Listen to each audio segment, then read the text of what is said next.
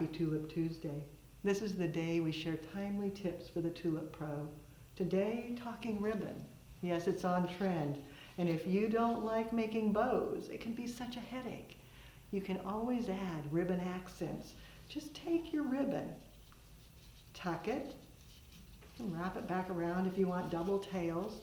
And then rather than wiring and tying and such, just staple. Then cut the ends. I like to do a dovetail. I think it makes it look a little more glamorous. Then to add it, just a little bit of Oasis Floral Adhesive. Tuck it on the stapled end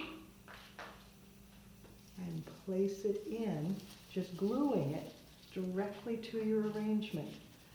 Fast, it's easy, it gives you the ribbon, and you don't have to make a bow.